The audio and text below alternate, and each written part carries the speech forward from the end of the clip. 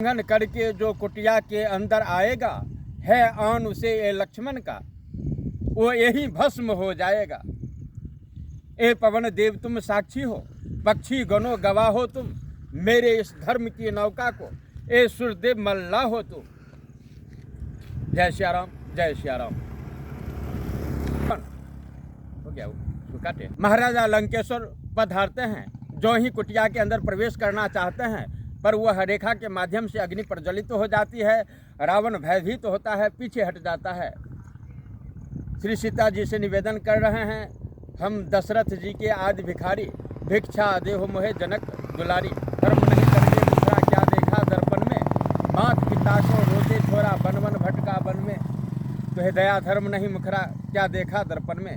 श्री सीता जी पधारती हैं और कहते हैं, ए यति गोसाई आप यह भिक्षा लीजिए।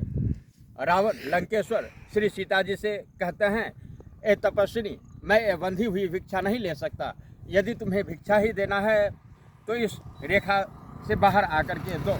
जो ही श्री सीता जी उस रेखा से बाहर आते हैं, लंकेश्वर अपने रूप में सुशोभित हो जाते हैं।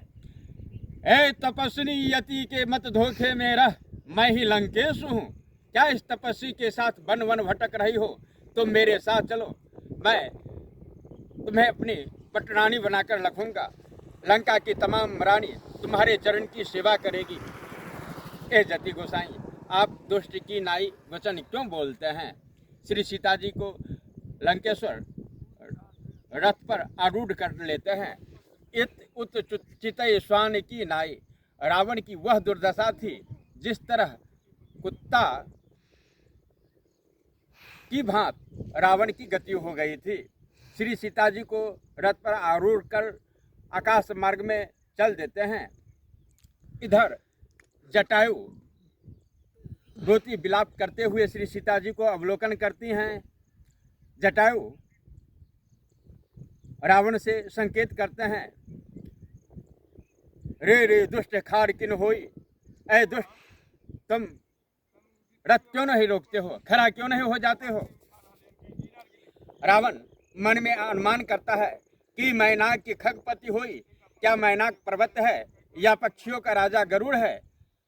नहीं, मैनाक पर्वत तो हो ही नहीं सकता क्योंकि उसका पंख कटा हुआ है। क्या पक्षियों का राजा गरुड़, नहीं वह भी नहीं हो सकता है क्योंकि विष्णु सहित वह मेरे मुष्टिका के बल को जानता है। तो फिर यह कौन है। ओ समझा, ये तो बुढ़ा जटायु है जो मेरे तीर्थ रूपी यात्रा में अपने प्राण को बलिदान देना चाहता है। जटायु जय श्री राम। जटायु श्री